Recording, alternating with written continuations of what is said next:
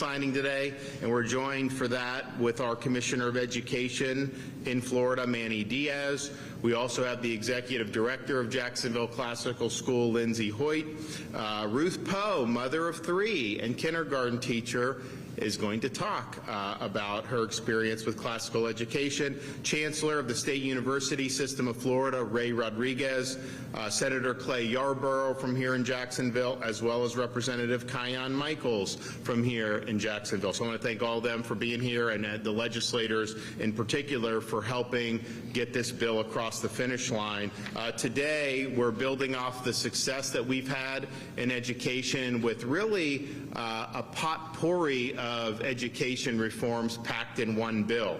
HB 1285 has a number of really beneficial items. I'll talk a little bit about those in a second, but it really builds off the success that we've had across the board when it comes to education. First, we're one of the leading states in protecting the rights of parents to be directing the education and upbringing of their children. And we signed a Parents' Bill of Rights many years ago. We've also enacted things like the Parents' Rights in Education, as well as curriculum transparency for parents so that they know what is being taught in their kids' schools. We've advocated and advanced civics education throughout the state of Florida.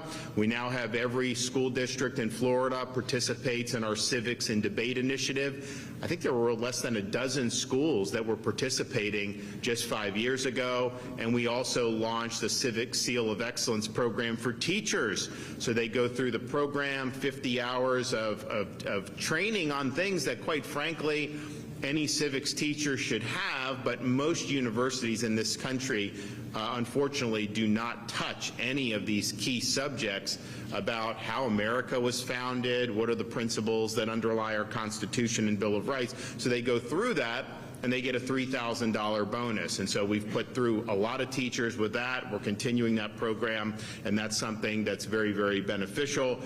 We've also increased teacher salaries every year since I've been governor.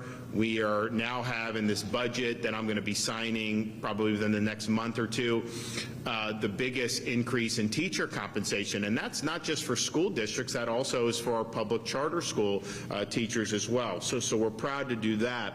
We're also proud to be the nation's leader in education freedom and school choice, and we started back in 2019 when we created the Family Empowerment Scholarship, and we continue to expand that so that now today Florida has universal parental choice when it comes to education. So it doesn't matter where you live, it doesn't matter your income, you have meaningful choices about choosing the best school for your kids and for your family, and that obviously has been a proven record of success because we do much better in education than we did in the past, and choice is a big part of that.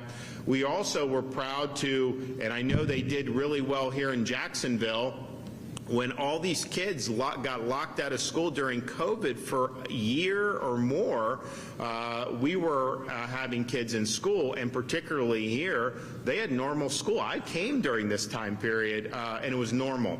And that's a huge benefit to these kids, and those that were locked out for a year, that is going to have lasting impact. Some of the draconian measures that were taken, even in some of the schools that were open, were not conducive to learning.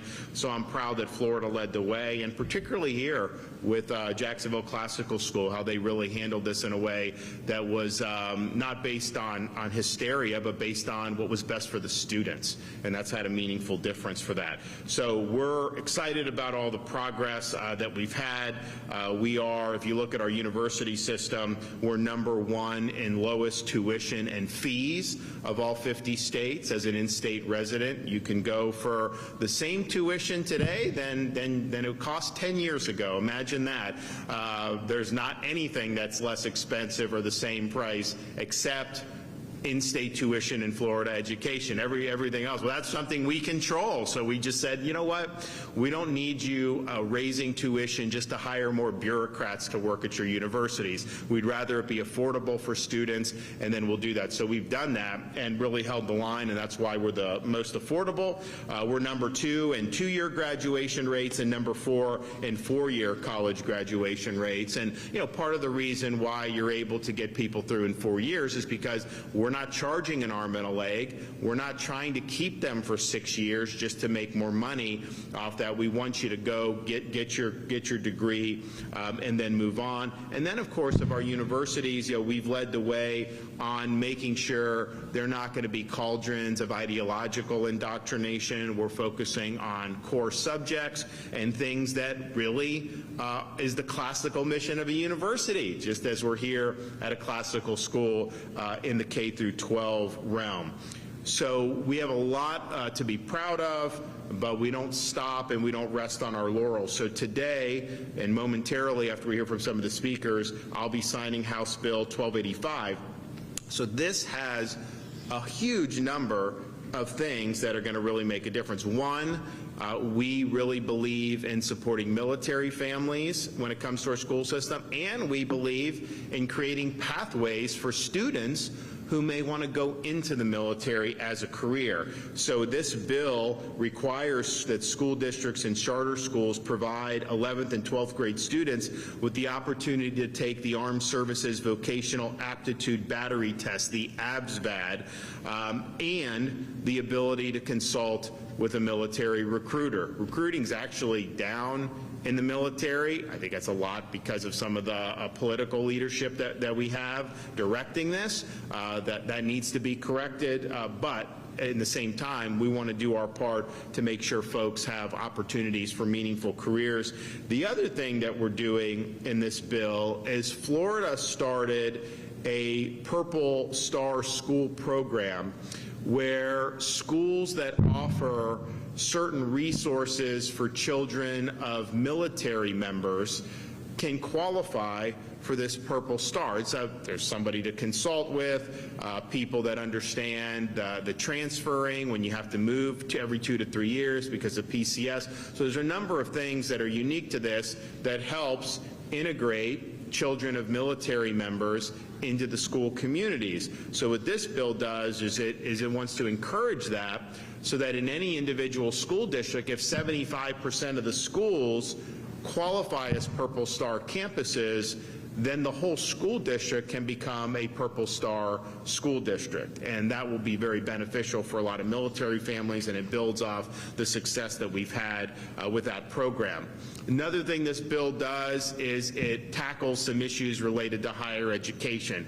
And one of these provisions is kind of it resonated with me because I had to work my way through school. So I was working jobs when I was going through. For whatever reason, there were some programs in our university system that prohibited the students from working. Part-time job if they want to. Didn't require, no one's required to work. I mean, you got to make those decisions. But it actually prohibited that. So this bill repeals that rule. It allows students to be able to work their way through. You're much better off doing a part-time job and paying your own way than going deeper into debt. So we should not want to forestall that opportunity for folks. And as somebody that's been there and done that, I think it's ridiculous that we would have said you're not permitted to work in some of these programs. I mean, I remember when I got to law school, I was a baseball player all through college. I was working jobs as well, and I was doing schoolwork. So I was very busy. I get to law school, and they're like, oh, it's so tough. Like Harvard Law School is like you can't, you just have to, you can't work, you can't do. So here I am, I'm not an athlete anymore, and I wasn't working for the first time in a long time. So all I'm doing is going to be a first-year law student, and I never had so much time on my hands in my life. It was boring. And I'm sitting there, okay, you have all this. So I immediately, after a few months of that, got some jobs and started making money to be able to put my way through. So we want people to be able to do that. I don't think there's any program that you couldn't work at all and be a part of. I just don't buy that. I think that that's nonsense. So this corrects that, which I think is really, really important. The other thing that we're doing is we're reforming our boards of trustees. So we have trustees at these universities. We have the Board of Governors.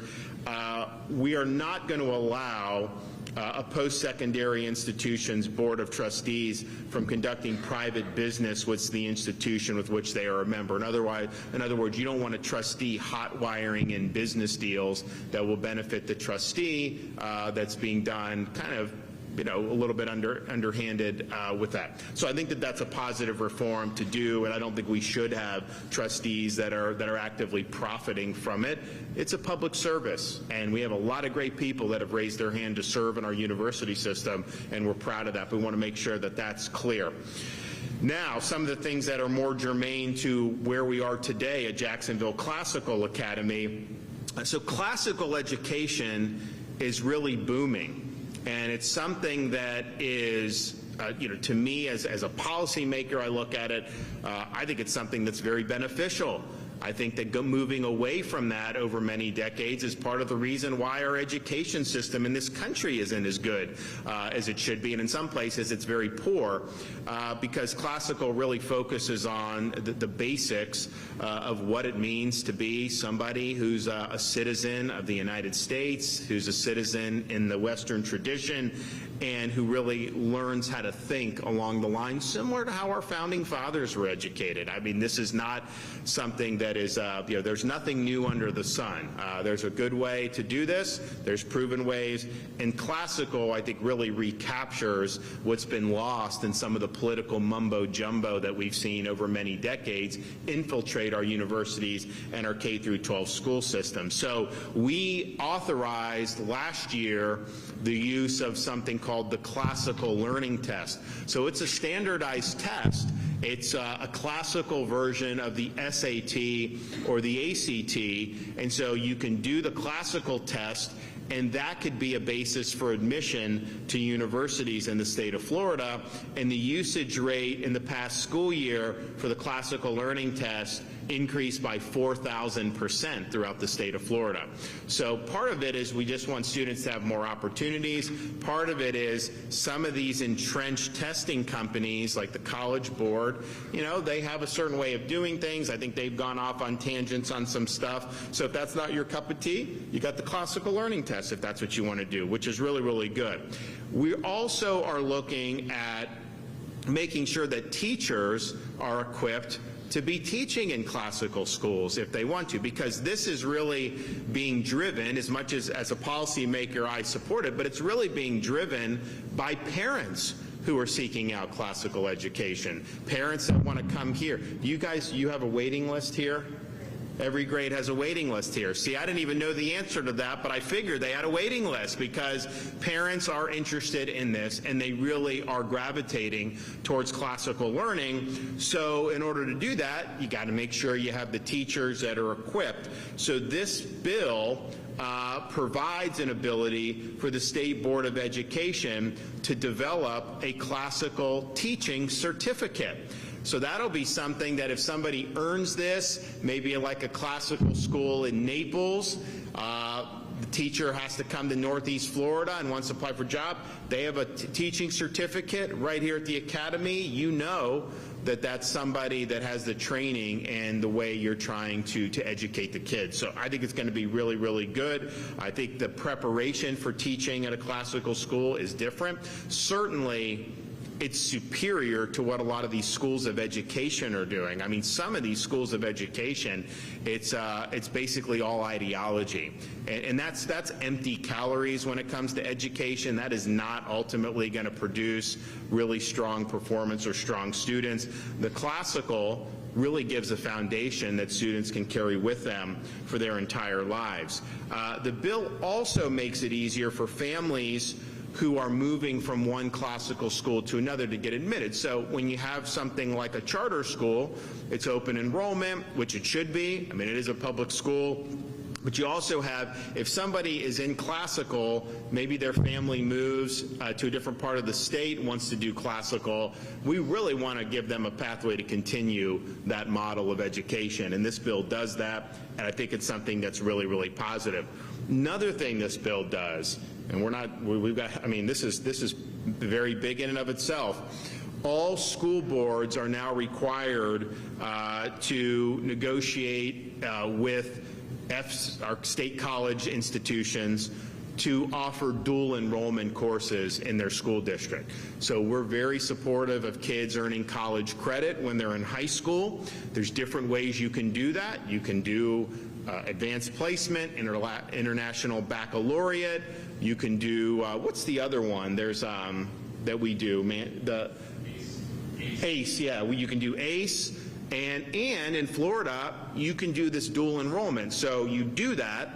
All Florida institutions recognize that as credit. And when people do dual enrollment, a lot of times they can get a 4-year degree 2 years out of high school even, because they have so many credits that they've been able to build up. So we think that's something that's positive. Now, it's interesting, not all universities accept all of the advanced placement. Not all universities accept some of the other tests, although I think most of them accept IB because I think it's pretty strong.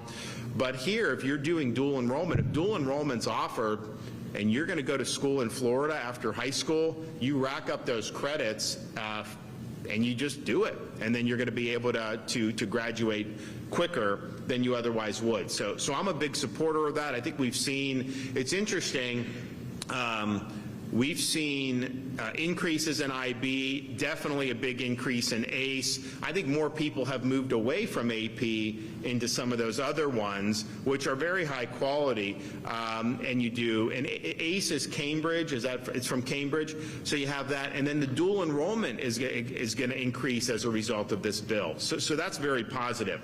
Turnaround schools. So we were in Pensacola yesterday to highlight this provision of the bill. So Florida has something called turnaround status. If you are 2 consecutive years D or F grades, you're designated for turnaround status. The school district has to take corrective action. Maybe they bring in somebody to oversee the school to try to fix what's broken. Maybe they delegate it to a charter operator to turn it into a charter school.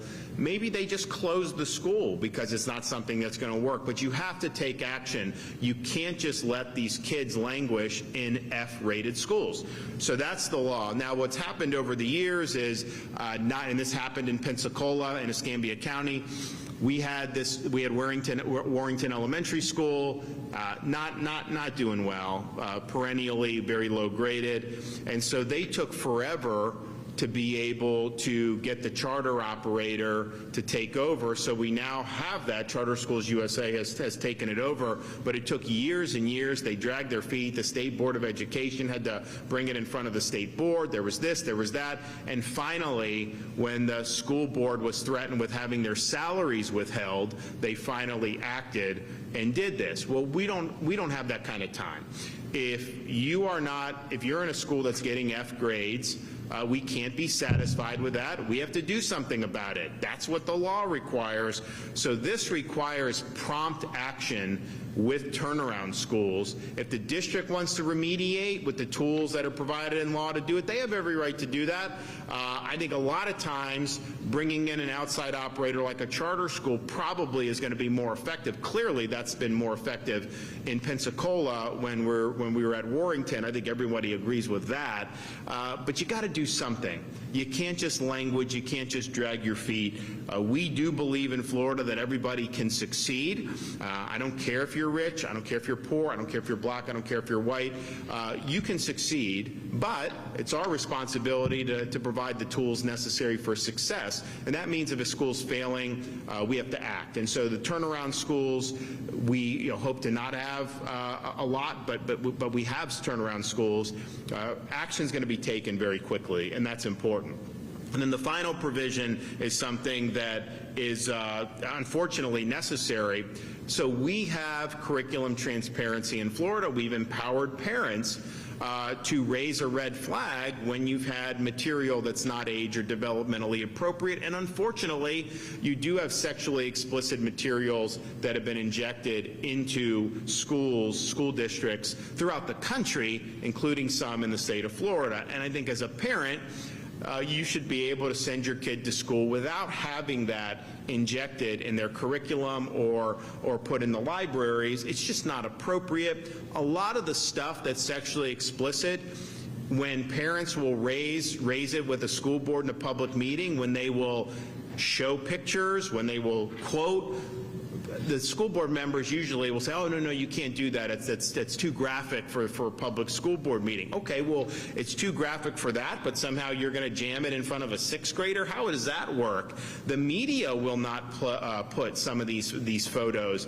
and some of the stuff on TV because they would run afoul of some of the decency restrictions that you run for being a public broadcaster. So there's all these things that's like, okay, if it's too explicit, sexually explicit for the 6 o'clock news, you're going to put it in front of a fifth grader? No, you're not going to do that. So that's unfortunately necessary to be able to give parents the ability to raise the red flag. I think what's happened, though, is you have some people who are taking the curriculum transparency and they're trying to weaponize that for political purposes. And so that involves objecting to normal books, like some of the books that I saw in the teacher's lounge, these classic books. There's people that will try to object to that because they want to create a narrative that's like, oh, all these books, you know, we don't know what's lawful or not to have. That's nonsense. All those books that have been in schools, none of that has any impact. Our Florida law has no impact on any of that.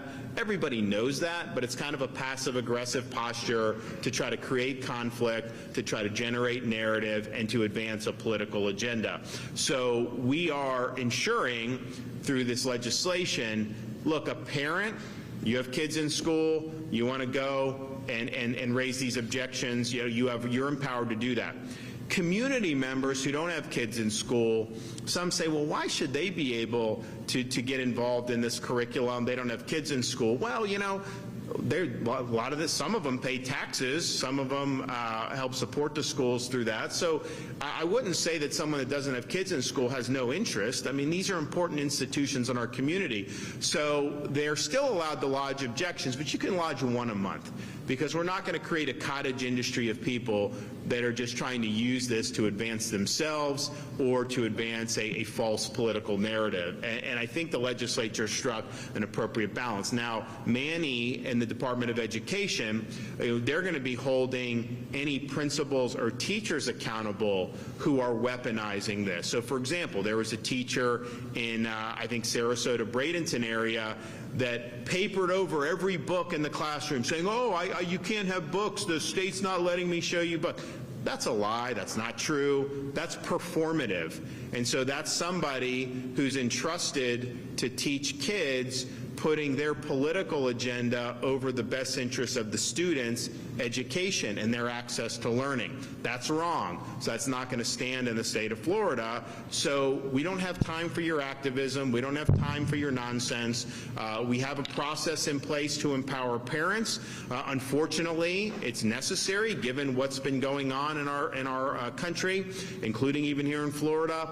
But the notion that that would cause some question about whether some of these classic works of literature or things is absurd. And we know that. So this puts the kibosh on that. We're not going to sit there and indulge those frivolous complaints. So all in all, that's a lot of stuff for one piece of legislation. I think it's going to be very, very positive, and we're just going to continue to lead the way. I mean, we talked about some of the things that we've already done. We've done a lot more in higher education than I even mentioned here, and of course, we've done even more for parents than I was able to mention here. So we're going to keep the ball rolling. This piece of legislation does that, and in a few minutes it will be official, but before I make it official, I'm going to invite up some folks. So we'll start with our Education Commissioner, Manny Diaz.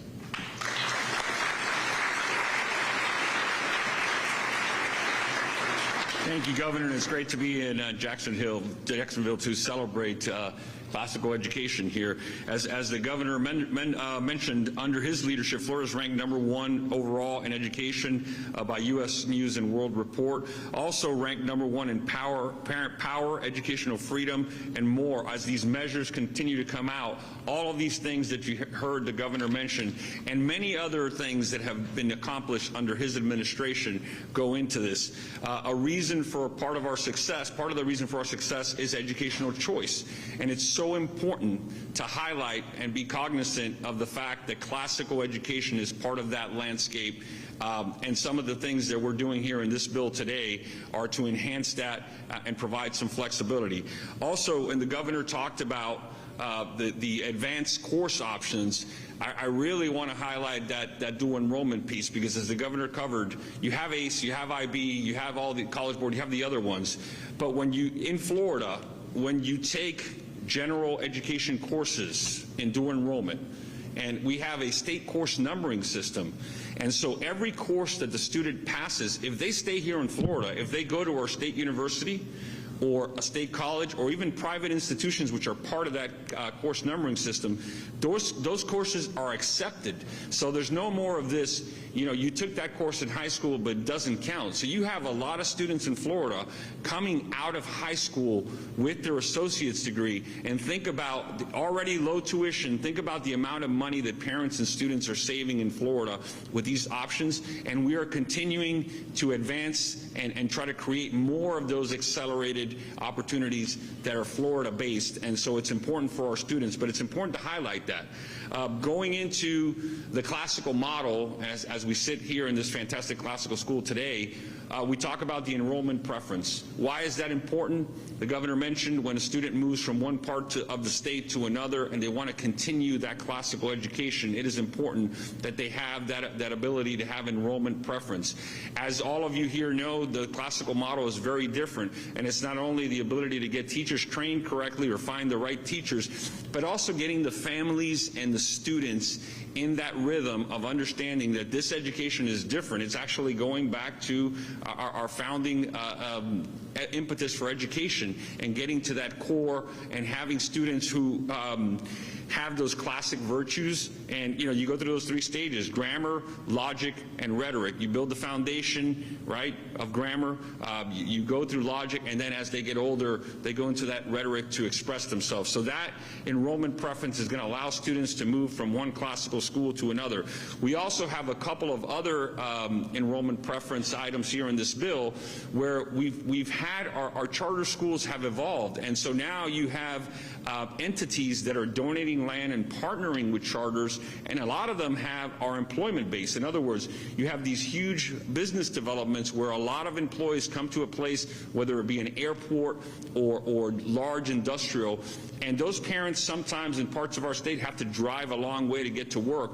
And so we've created an enrollment preference that if those entities partner with a charter and they're bringing them in and make an investment to bring that charter there, we're going to be able to give preference to those employees to have their children close by or in the same location where they work, which is an incredible tool for parents, because in the morning when you're trying to get kids to school and then get to work, it becomes difficult. So that's going to incentivize more partnerships when it comes to that, and that's going to make a huge difference for families. When we talk about the teaching certificate, it is so important, and this is a long time coming, and I know folks here worked on that with us. A classical teacher and a classical model is just different. And so in Florida, one size doesn't fit all. Thanks to the Governor, we have the teacher apprenticeship models, we have the military pathways, we have all of those different pathways to reach certification, but we have such a growth in the classical space.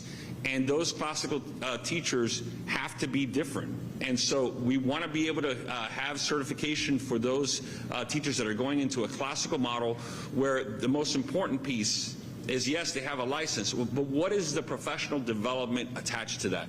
We don't want that to be a cookie-cutter professional development requirement that districts do, because classical schools do it very differently. And so this is going to allow us to pass a rule with the state board to create this certificate and to work with the classical schools to create that professional development of what are the needs that that teacher really needs to have an impact in that classroom. So that teaching certificate makes a lot of sense, and that's going to create more and more momentum for the classical movement in Florida. We've seen a lot of it. We've seen a lot of it here in Jacksonville and across the state, and this is going to allow us to be able to enhance that teacher recruitment and that teacher development. So there's a lot of exciting things in this bill, and as the governor mentioned, it's a long track record in Governor DeSantis' administration of getting things done in education, and that's why we are ranked at the top of each one of these measures, and that's why we have so many options for parents here in the state. So thank you, Governor, for your leadership, and it's great to be here today for this bill signing.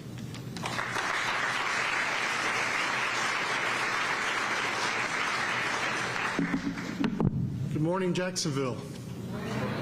Governor, I just want to commend you for your leadership, particularly in higher education, and I want to expand on one of the points you made in this bill. This is a comprehensive bill that touches K through 12 and post-secondary education.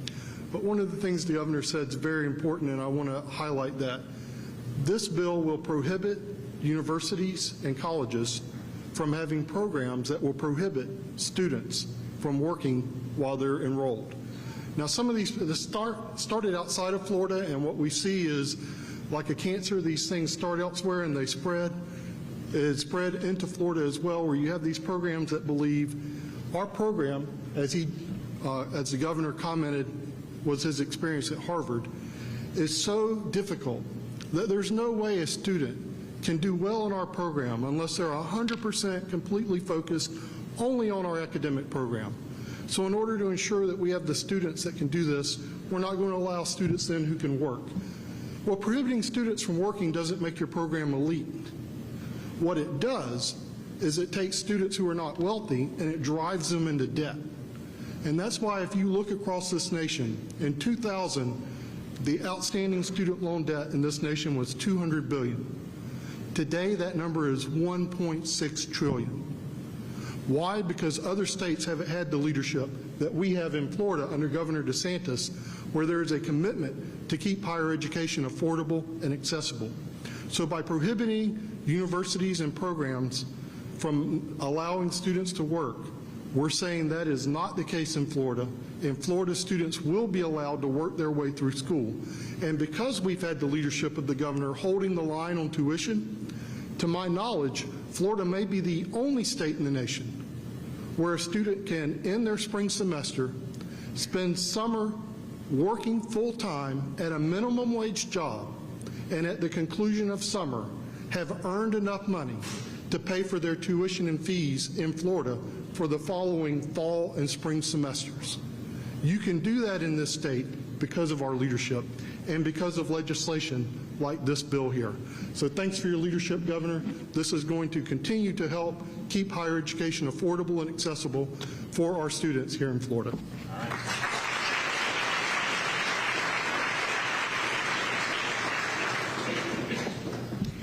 Thank you, Governor, and good morning, everyone. It is my distinct honor and privilege to stand before you today on this very momentous occasion as we gather to witness this incredible, crucial legislation at Jacksonville Classical Academy. On behalf of Chairman John Rood, all of our wonderful board members, our entire faculty and staff, parents and students, I want to extend a very warm welcome to our great Governor, Ron DeSantis. So thank you so much for being here. This legislation provides a certification process tailored to the classical curriculum. So this will enable our teachers to get training which is germane specifically to the classical model. This legislation also, which was mentioned before, gives enrollment preference to the students that are transferring from one classical school to another, to a school like Jacksonville Classical Academy, allowing students that have already come up in the classical model to continue that. I'm a mom of 2 daughters who are right now, at this very second, being classically educated, so this is personal to me. I'm reminded that classical education is traditional American education. It started with the Greeks and the Romans, and like the governor mentioned, it's nothing that we have made up, it's nothing newfangled. Our students learn what is true, what is good, what is beautiful in every single subject. And we don't teach kids what to think, we teach them how to think for themselves. So finally, I'm reminded that classical education, in my opinion, is the last way that we save the republic, because what we're doing now is we're graduating free-thinking people, virtuous Americans who are going to go out and lead the next generation of patriots to save the country. So this legislation is crucial to not only further the classical movement in this country and in the state, but also our mission personally here at Jacksonville Classical Academy. So Governor DeSantis, we are honored to have you here today. We are beyond excited about what this legislation is going to do for our school and other classical schools. So thank you, Governor, for your leadership, your tenacity, your unwavering commitment to education in the state of Florida and classical education. So thank you so much.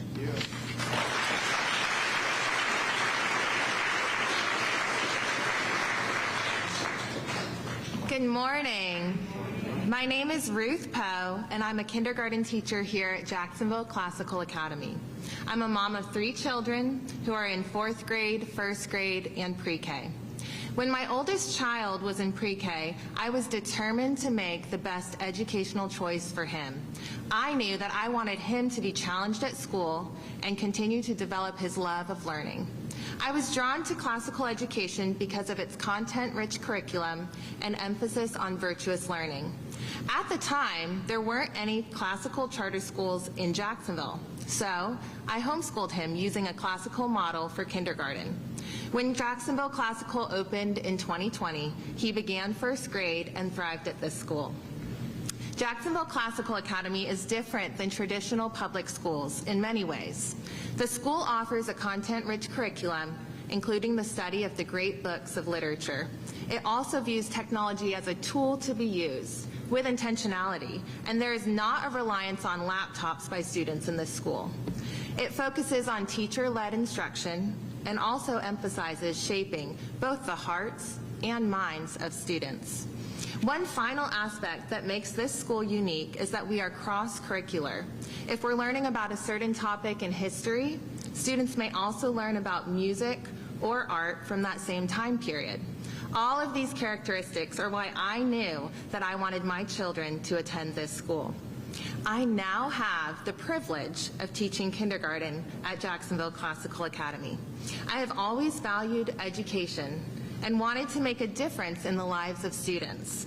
I stepped into the field of education determined to provide other students with the excellent education that I wanted for my own children. My favorite part about teaching kindergarten is teaching students to read. At Jacksonville Classical, we teach explicit phonics using a spell-to-read program. The students learn spelling rules and sounds that letters make, which will enable them to learn to read any word that is put in front of them. I think it is such a gift to give young students this ability, and it will serve them well for their whole lives. HB 1285 will provide a pathway for teachers to pursue a classical education teaching certificate. I'm grateful to the governor and legislature for their support of this bill. I'm hopeful that this bill will help to attract quality teachers to teach in classical schools. As a parent, I wanted the best for my children, which led me to choose classical education for them. As an educator, I am able to provide an excellent education for my students by helping to build a framework for them to learn for the rest of their lives. In teaching them how to read, I am supporting them in a skill that will allow them to succeed in all academic areas. In teaching them virtues, I am laying the foundation for them to be good citizens in our society. I want to instill a lifelong love of learning in my scholars, and it's a joy to teach them. It is such important work, and I'm grateful to the governor and legislature for their support of students and teachers in Florida. Thank you. You guys, we're going to come, whoever's a participant, to do the bill signing. We'll make it official. Oh.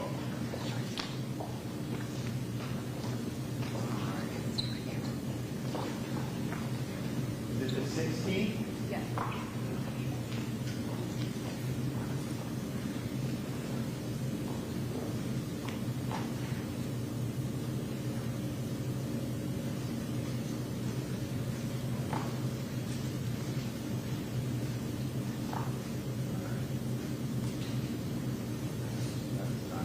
One of these adults.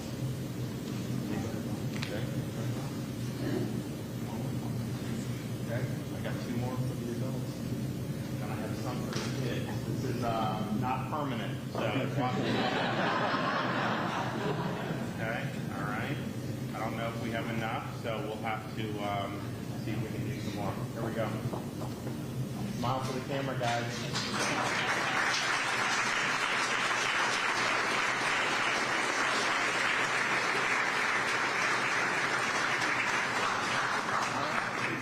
Thank you guys for coming out. We appreciate it very much. Thank you.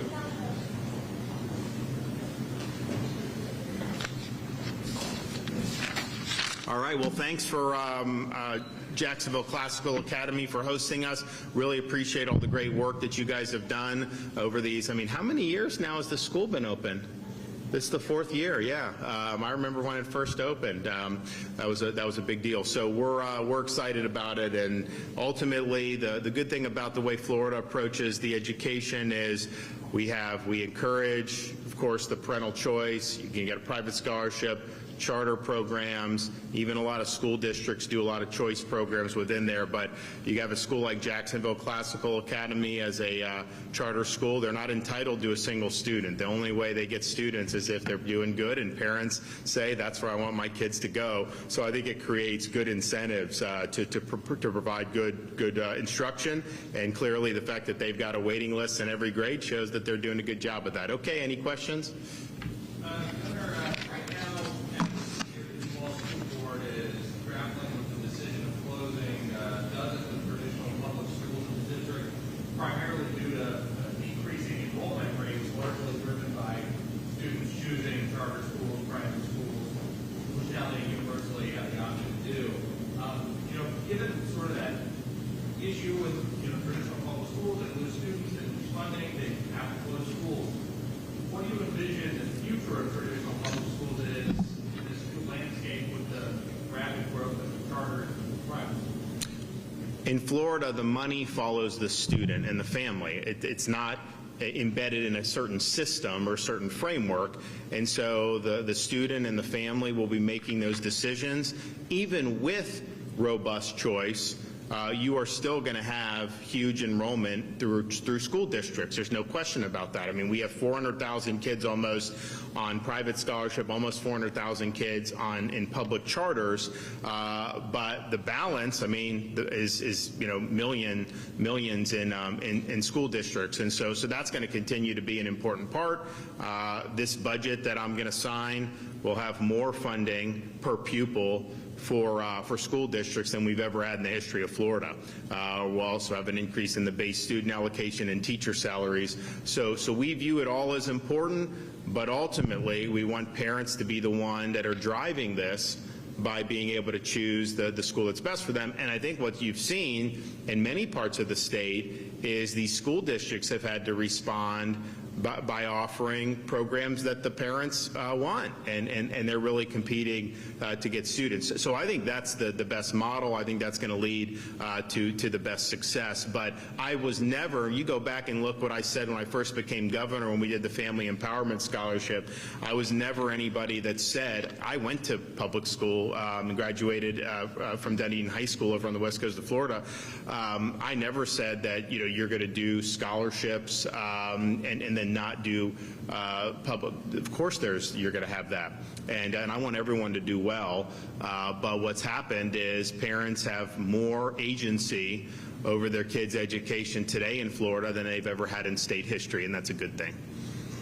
On the book challenges, the sort of most prolific challenger here in Rookie Florida, really throughout the state, a guy named Bruce Friedman, he has a student who's enrolled in Clay County Public Schools. This new regulation doesn't really seem like it'll impact him at least the next few years. I mean, what can the Department of Education, maybe this is a question for Manny Yeah, Manny can come up. Come on. What can be done for those people who are parents who really kind of challenge an exorbitant number of books?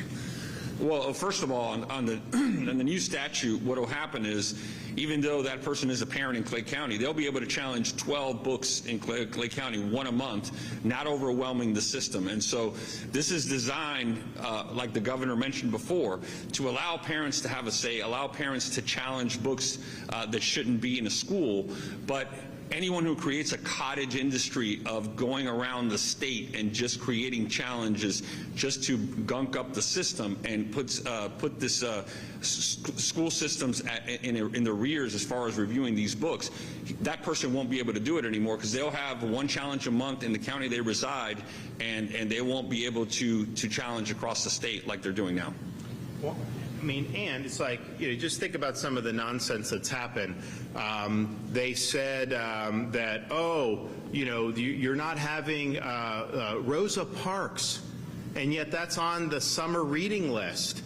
Things about Hank Aaron on Book of the Month from the Florida Department of Education. So that's clearly a bad faith challenge, just trying to create a narrative that, oh my gosh, you know, Florida doesn't have, and I know there's some people that are willing to run with that, but clearly there's no basis to support any of that, and so we think that's been totally unproductive. But some of those bad faith actions have been done from people within the school system who are doing that to try to create a narrative. So Manny will be able to hold those folks accountable, because clearly there's nothing in Florida law that would tell you to do that. I also think on some of this stuff it's just common sense. I mean, if somebody's challenging a book that's been in schools for a long time, like, no, that's going to fail, right? That's just the reality. And it's not that a parent has a right to dictate the curriculum, because they don't have a right to do that. That's why we elect people to school boards. That's why you elect people to state government, because we all have a role in setting that. But when you're jamming some of this stuff in that's sexually explicit, a parent just shouldn't have to just be, you shouldn't tell the parent, oh, that they have no recourse for that, because that's wrong. That's just inappropriate. It's inappropriate for whatever the young kid would be in contact with at that point, because I think most parents, 99% of parents, don't think that that would be appropriate.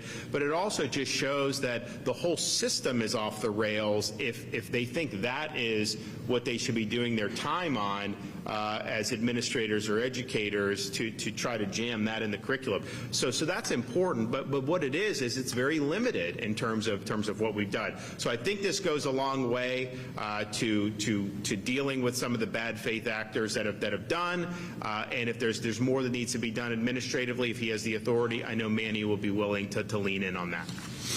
Governor, we're talking about enrollment. Whenever it comes to student investing in their future, do you guys have plans to help those students affording those dual enrollment credits, and also even past graduation? What are some of the incentives for the state's economy for just having these students graduating early? Well, I mean, I think, look, I think it benefits us to give people those options as a state, but we're really doing it because it benefits the students to be able to get through, to acquire a degree as cheaply and as quickly as possible. Not everyone necessarily wants to do that. I mean, you know, it used to kind of be a joke, particularly for SEC schools, that maybe you stick around for that 5th football season and then you go out. Although I don't know the way, well, I won't. I want to see us do well in college football again. I know Florida State had a good year until that last game. I know the Gators didn't do as good, and Miami's now. But I mean, I'd like to get them all back. I think this whole NIL may need some guardrails, and the transferring has gotten out of hand.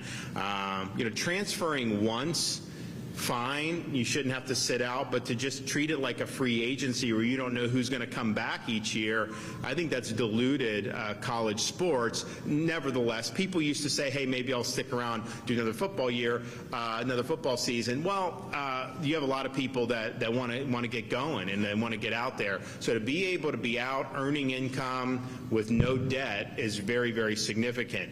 We have, of course, with the Bright Futures program, if you're a top high school student, you pay 0 tuition. in Florida. If you're close to the top, you pay 25% of the tuition because it's a 75% deal on that. That's as generous as anywhere in the country, especially given how low our tuition is. But that's one of the reasons why we've held the line on tuition, because we want this to be attainable. And Chancellor Rodriguez pointed out, with tuition being the same that it was 10 years ago in Florida, in spite of all the inflation we've seen, this has been the most inflationary period that we've had in our economy. You got to go back 40 years to be able to find something. Groceries, all these things that have gone up.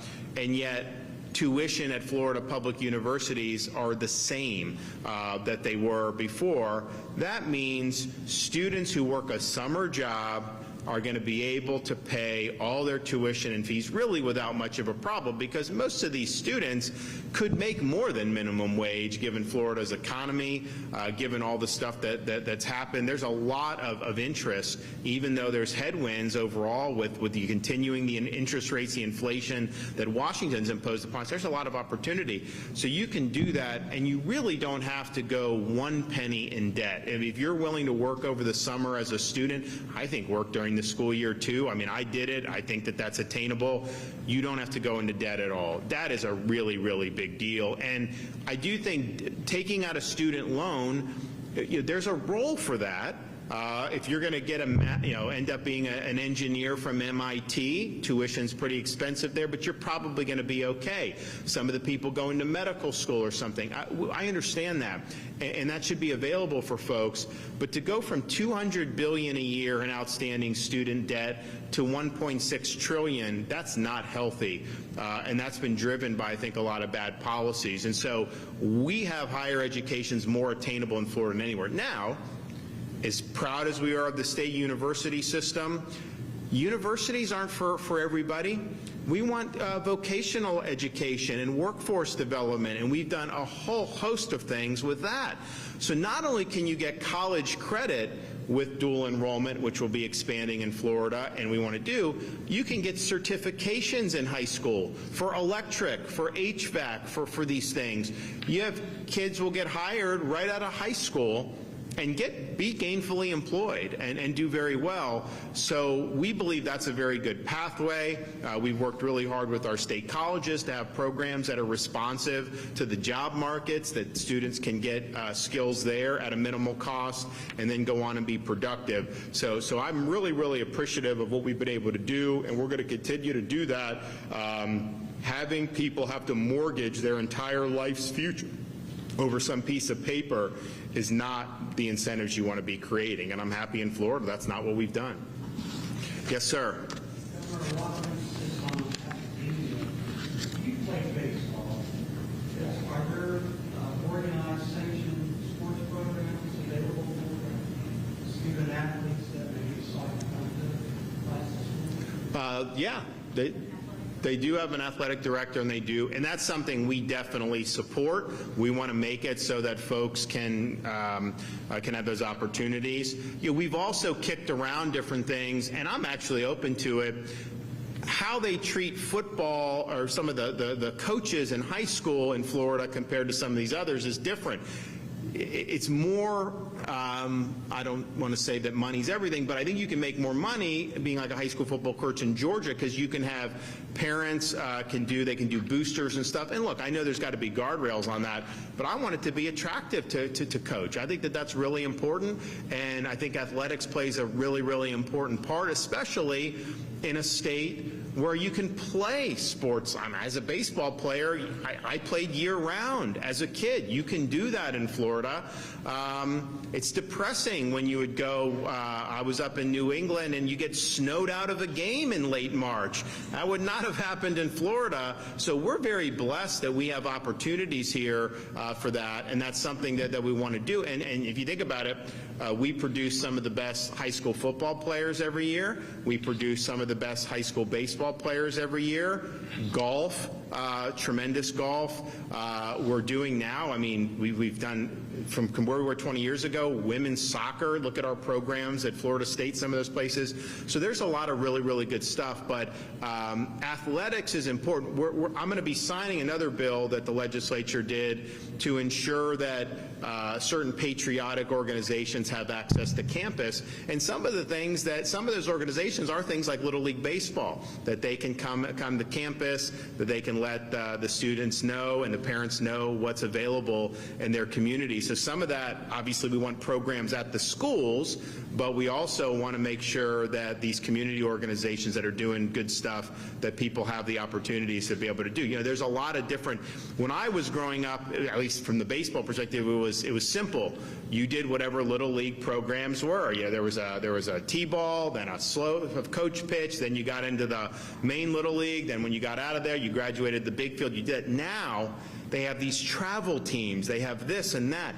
I don't even, I asked some of my friends who were involved in professional baseball, they go, how do you make sense of this? But there's travel ball, there's a lot of stuff that they're doing now that is that is just different. So it used to be a little bit more cookie cutter. Now it seems like it's a little bit more specialized, but the more we can have options for kids when they're particularly in elementary and middle school, I think it's really, really important. So, well, listen, thanks everybody. I'm really excited to be here, really excited to sign this piece of legislation and keep up the good work. Thank you.